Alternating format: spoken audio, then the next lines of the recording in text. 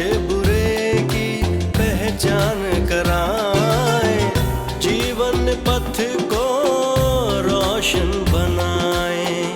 अच्छे बुरे की पहचान कराए, जीवन पथ को रोशन बनाए। ये है जातक कथाएं, ये है जातक कथाएं, ये है जातक कथाएं।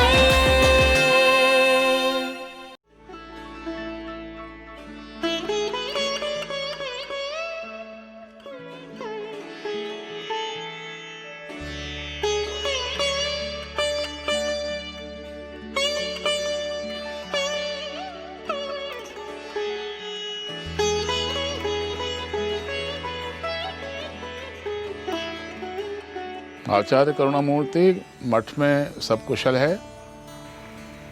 सभी भिक्षुओं का स्वास्थ्य ठीक है? कोई समस्या तो नहीं ना? नहीं परमपद, आपके आशीर्वाद से सब कुशल मंगल है। तो हम कथा आरंभ करें? हाँ परमपद, हम सभी तैयार हैं। भिक्षुओं, भगवान बुद्ध ने अपनी शिक्षाओं में बार बार कहा है कि इंद्रियों की वासना न केवल मनुष्य को पथभ्रष्ट बना देती है, बल्कि ये उसके पतन का कारण भी बन सकती है। आपका वचन सत्य है आचार्य, लेकिन क्या हम सभी इस तरह के प्रलोभनों को छोड़कर यहाँ नहीं आए हैं? क्या हमने सत्य के अन्वेषण के लिए सांसारिक सुखों का त्याग नहीं किया है? आचार्य श्री, इतने त्याग के बाद क्या वासनाएं अब भी हम पर आक्रमण कर सकती हैं? ये सत्य है कि इन प्रलोभनों को छोड़कर हम यहाँ आए हैं। हमने सांसारिक सुखों का त्याग किया है, लेकिन ये भी सत्य है कि इस तरह के प्रलोभन किसी घनानंद स्वामी के जीवन में भी बार बार आ सकते हैं। मनुष्य मन है ही ऐसा। आचार्य श्री, आप तो हमारी हर दुविधा का उत्तर किसी न किसी कथा के रूप में देते हैं, तो क्या इस प्रश्न के लिए भी आपके पास कोई कथा है? बौद्ध साहित्य में हर प्रश्न का उत्तर है। दुख के लिए, पीड़ा के लिए, दुविधा के लिए, जिस भी समस्या का समाधान चाहो, वहां उसका उत्तर मिलता ही है। अब मैं आपको ऐसी कथा सुनाऊंगा जिसमें स्वामी घनानंद ऐसे ही प्रलोभनों में फंसकर अपना सब कुछ गंवा देते। बहुत समय पहले एक बहुत ही सुंदर धनवान महिला अनुप्रिया रहती थी। आज तो हमारी मलिका के केस ऐसे सवारे जा रहे हैं कि रानियां भी लज्जित हो जाएंगी। अरे चमेली, तू अपनी मलिका की सौंदर्य की तुलना रानियों से क्यों करती है भला? देशों की महारानियां पटरानियां भले ही अपने राजाओं को लुभाती रही हो या फिर उनके पास अकूत धन संपदा हो, परंतु देखना, हमारी मल्लिका के सौंदर्य के आगे सब पानी ही भरेंगी। मालकिन जब नहा के निकलती हैं तो इनके बालों में पानी की बूंदें भी मोतियों की माला की तरह लगती हैं। सच कहती हो, मैंने स्वयं मल्लिका के केशों में फूलों की वेणियां लगाई हैं, और उन वेणियों के फूल भी अपने आप को भाग्यवान समझते होंगे कि सौंदर्य की स्वामिनी का स्पर्श तो हुआ।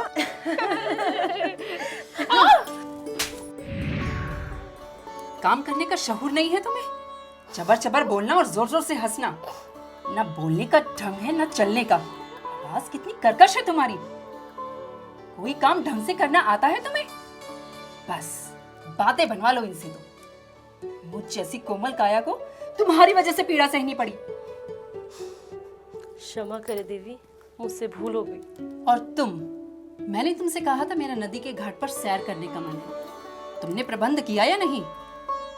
जी देवी, अभी प्रबंध करा देते हैं। मेरा मुंह क्या देख रही हो? जाओ और जल्दी से जाकर प्रबंध करो। जी देवी। अनुप्रिया थी तो बहुत सुंदर युवती, हर तरह का सौंदर्य था उसके पास, तीखे नैनों से लेकर मधुर आवाज, लेकिन उसका मन बहुत कुरूप था। इतना सुंदर दृश्य तो मैंने जीवन में पहले कभी देखा ही नहीं। सांझ ढल रही है, पंछी अपने घोंसलों की तरफ जा रहे हैं, नदी का पानी कल कल की आवाज कर रहा है। नदी का पानी जब तल के पत्थरों से टकराता है तो संगीत जैसा ही तो लगता है। जीवन के तीव्र धारा की तरह ही है नदी की धारा, है ना? हाँ देवी, बिल्कुल सत्य ही कहा आपने। इतना मनोरम दृश्य तो हमने पहले कभी नहीं देखा। पर भला ये दृश्य आपसे अधिक सुंदर कहाँ? सही कह रही हो चंपा, ईश्वर ने आपको अद्भुत काया और सौंदर्य दिया है।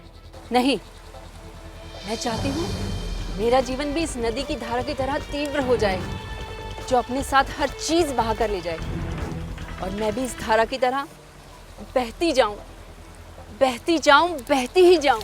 तो देवी, आपकी आकांक्षा हम पूरी कर देते हैं।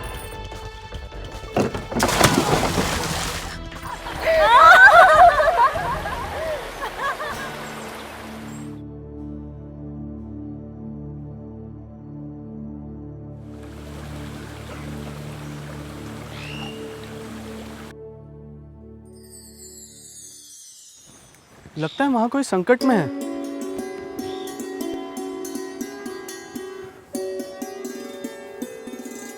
अरे, इनकी नाड़ी तो अभी चल रही है।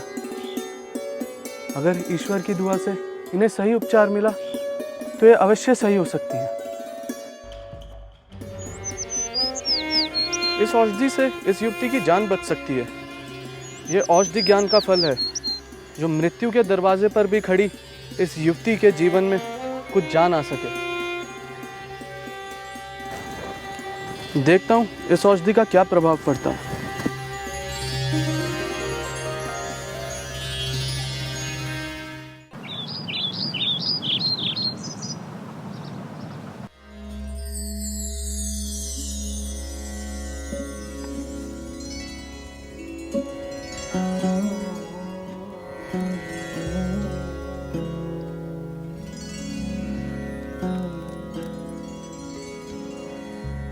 स्वामी जी, आंखें खोलिए। मैं इस कुटिया में कैसे आई? मुझे नहीं पता कि आप जल भंवर में थी या कहीं और, परंतु जब मैंने आपको देखा तो आप नदी के किनारे मूर्छित पड़ी थी। आपका घर कहाँ है देवी? और आप इस वीराने जंगल में कैसे आ गई? और आप नदी में कैसे गिरी? एक दुर्घटना के कारण। मुझे तो भय था कहीं लुटेरों ने तो इस स्थिति में आपको नहीं पहुंचा दिया। नहीं नहीं, मुझे कुछ भी ठीक से याद नहीं आ रहा। देवी, आपकी मनोदशा ठीक नहीं है और ना ही आपका स्वास्थ्य ठीक है। अच्छा यही होगा कि आप कुछ समय यहीं पर विश्राम करें।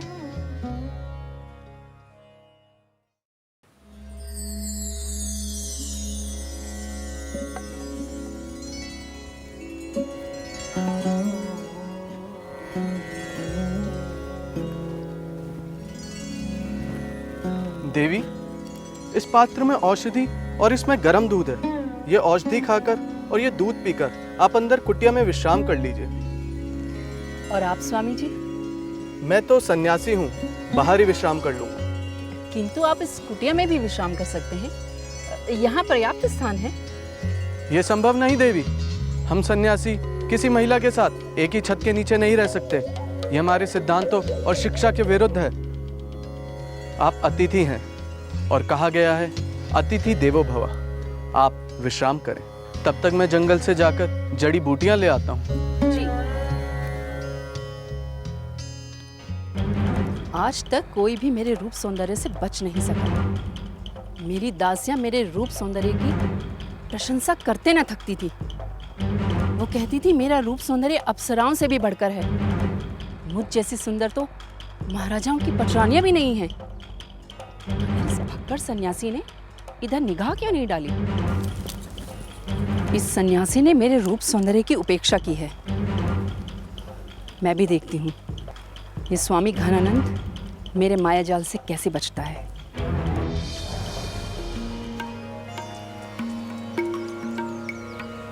स्वामी जी, अब आप स्वामी जी नहीं, मेरे स्वामी हैं। आपने मेरे प्राणों की रक्षा की, मुझे आश्रय दिया, मेरा उपचार किया। अब मैं यहीं रहूंगी। मैं आपकी खूब सेवा करूंगी। मैं आपके चरणों की दासी बनकर रहूंगी। देवी, ये सत्य है कि मैंने अपने पूरे जीवन में तुम जैसी सुंदर स्त्री नहीं देखी। तुम्हारे हर आभाव में प्रेम है, सुंदरता है। तुम्हारे चलने में विशेषता है, तुम्हारे बोलने में प्रवीणता है। तुम जैसी सुंदर स्त्री को पाकर मैं खुद को भाग्यवान समझता हूँ। मुझे नहीं पता कि मेरा संन्यास मुझे इस बात की अनुमति देगा या नहीं, परंतु मेरे हृदय में अब तुम ही अंकित हो, तुम ही मेरा सर्वस्व हो।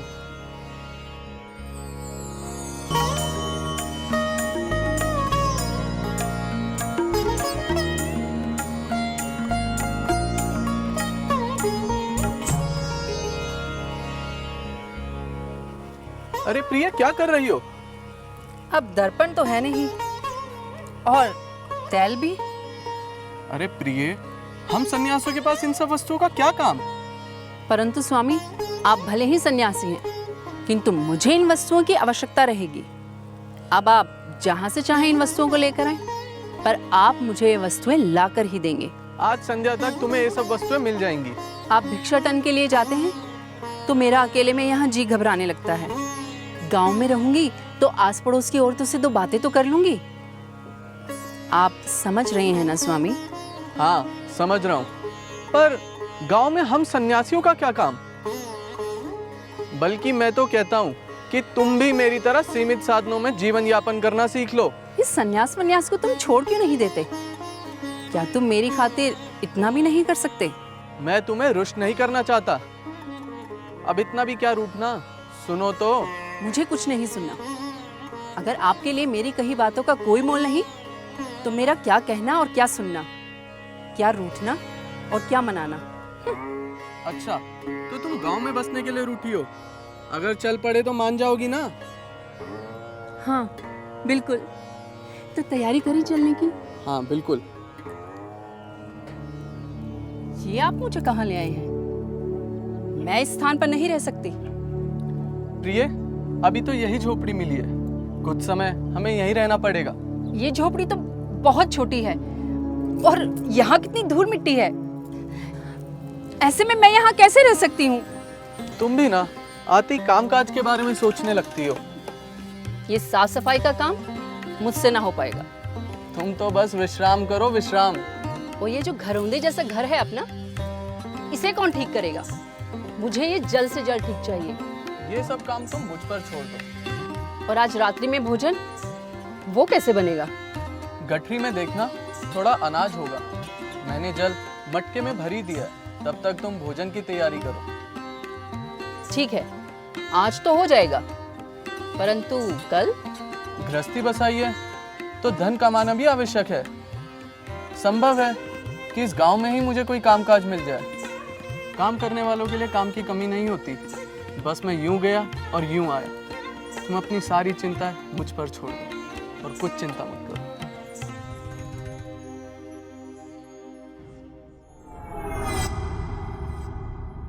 जाओ, लूट लो सारे गांव, हर घर से अनाज लूट लो। किसी भी घर में एक सेर अनाज नहीं बचना चाहिए। हर चीज पर सिर्फ हमारा अधिकार है, सिर्फ हमारा।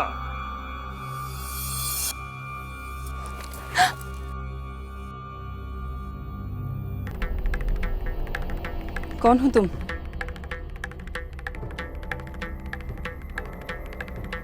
मोहर सिंह, डाकू मोहर सिंह के नाम से जानते हैं लोग हमें। हमने तुम्हारा क्या बिगाड़ा है?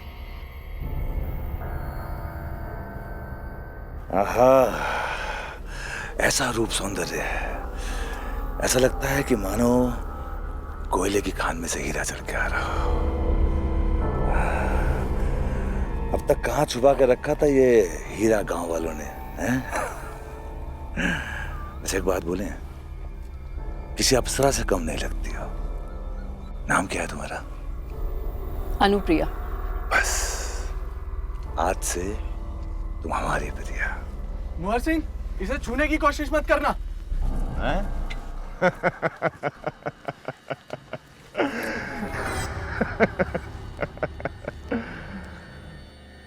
पंडित जी, जो चीज मोहर सिंह को पसंद आ जाती है ना,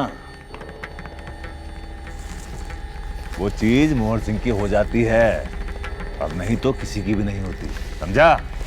और ऐसी रूपसी पर तो सिर्फ और सिर्फ मोहर सिंह का हक है, समझा? नहीं, तुम ऐसा नहीं कर सकते। बंद करो इसका। ये क्या कर रहे हैं आप? इन्हें छोड़ दो।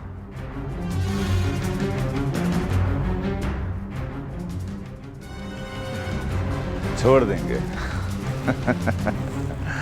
बिल्कुल छोड़ देंगे। अगर इसकी जान की सलामती चाहती है ना, चुपचाप मेरे साथ चल। और वैसे भी तेरी जैसी तरुणी की इस भिखारी को क्या कर रही है? ये कैसी बातें कर रहे हो तुम? ठीक कह रहा हूं प्रिया, इस जवानी को जाया ना करो। और तुम्हारे इस रूप की कीमत ये क्या जाने है। मैं तुम्हारी बात पर यकीन कैसे करूं? एक बात बोलूं, तुम्हारे कदमों में दुनिया का हर ऐशो आराम होगा जिसकी तुम हकदार हो। वायदा करता हूं, इसकी जान बख्श दूंगा। लेकिन किंतु परंतु अब कुछ भी नहीं। मेरे साथ चलने के अलावा अब तुम्हारे पास कोई और चारा नहीं है। चलो चल।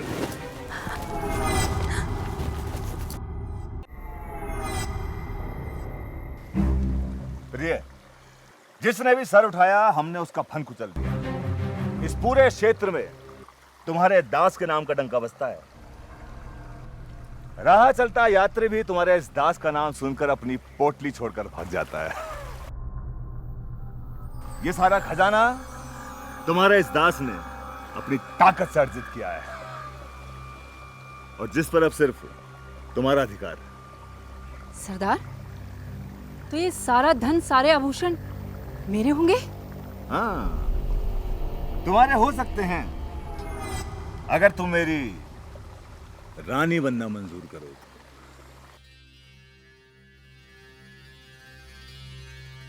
डाकुओं ने तो सारा गांव ही लूट डाला है। ये गांव तो बहुत अशुभ हो गया है। अजी, मैं तो कहता हूँ ये गांव बड़ा अभागा है। हमारे जीवन भर की अर्जित की हुई कमाई लूट ली गई, और तो राज की सेना भी हमारी नहीं सुनती। अब हमारे पास खाने के लिए भी कुछ नहीं बचा। इस गांव में रहकर अब फायदा ही क्या? हमें यहाँ से कहीं दूर जाकर नया जीवन शुरू करना होगा। हाँ, आप सभी का फैसला सही है, पर मैं यहीं रहकर अपनी पत्नी अनुप्रिया की प्रतीक्षा करूंगा। ये मोहर सिंह आदमी नहीं है, दानव है, दानव। अजी, हमारा तो कर्तव्य था इन्हें इस बात की जानकारी देना और अपने साथ चलने के लिए कहना। हाँ भैया, सही कहते हो, पर अब ये खुद ही अपनी जान देने पर उतारू है, तो क्या किया जा सकता है? सरदार, सारे गांव वाले गांव छोड़कर भाग रहे हैं। जिसके पास जो भी था लेके भाग निकला। सरदार, अभी एक आदमी है जो गांव में टिका हुआ है। वो अपनी पत्नी का इंतजार कर रहा है।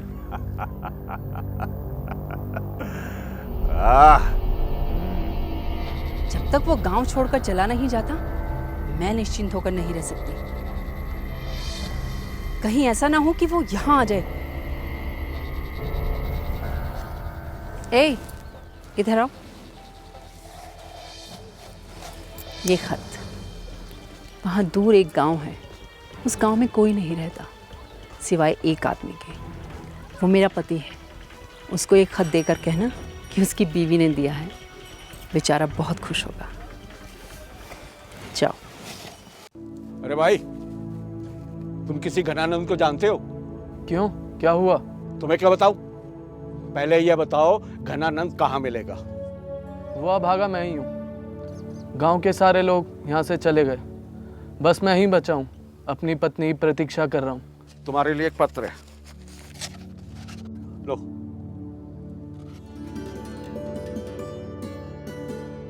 प्रिय स्वामी, मैं तुम्हारी प्रतीक्षा कर रही हूँ। तुम यहाँ आ जाओ। मुझे डाकुओं के सरदार का पूरा भरोसा हासिल है। तुम यहीं छिप जाना, और मौका मिलते ही हम उस दुष्ट सरदार को मौत के घाट उतारकर यहाँ से भागने में सफल हो जाएंगे। इस चिट्ठी में मैंने डाकुओं के ठिकाने का पूरा नक्शा बना दिया, जिससे तुम आसानी से अंदर आ सको। क्या बात है प्रिय? आज तुम बहुत चिंतित दिखाई दे रही हो। सरदार, वो जो गांव में एक अकेला आदमी रह गया है, वो मेरा पति है। वो मुझे हर हाल में वापस ले जाना चाहता है।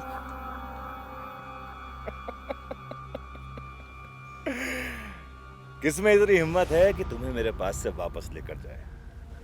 और तुम्हारा पति ना, मैं उसकी वो हालत करूंगा कि तुम्हारा नाम लेने से पहले 1000 बार सोचेगा। अगर वो आपको मिल जाए तो आप क्या करोगे? तुम्हारी कसम, मैं उसके प्राण ले लूंगा। उसकी हिम्मत तो देखिए, वो यहीं छुपा है।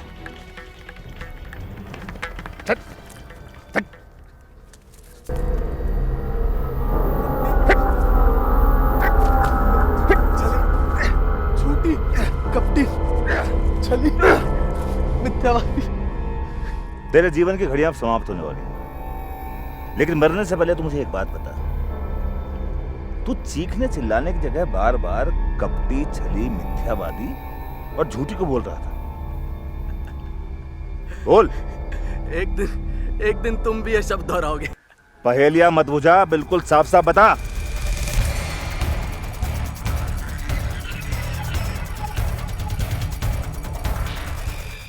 स्मरण रहे सरदार, आज इसने मेरे साथ छल किया है, कल को कहीं तुम्हारे साथ भी ना कर दे। सरदार, यही समय है इस अवरोध को रास्ते से हटाने का। ऐसा मौका बार बार नहीं मिलेगा। सही कहा तुमने। कपटी, धूर्त, धोखेबाज। अगर तू स्त्री ना होती ना तो मैं भी तेरे प्राण ले लेता। चली जा यहां से, चली जा।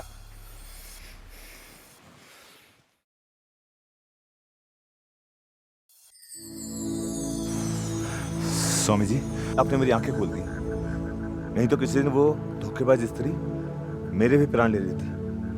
मैं आपकी इस कृपा का सदैव आभारी रहूंगा। अच्छा, अब मैं चलता हूँ। लेकिन आप जाएंगे कहाँ? सारा गांव तो खाली हो चुका है। अनुप्रिया के लोभ में मैंने अपना स्वामी घनानंद जीवन छोड़ा। अब वापस जाकर मैं अपने जीवन की शुरुआत करूंगा। आप तो ज्ञानी हैं। इस पूरी घटना ने मेरी आंखें खोल दी। मुझे इस दस्यु जीवन की कुरूपता से घृणा होने लगी है। मैं चाहता हूं कि आप मुझे अपना शिष्य बना लें और अपने साथ आश्रम में ले चलें। मैं आपकी सेवा करना चाहता हूं, मुझ पर कृपा कीजिए।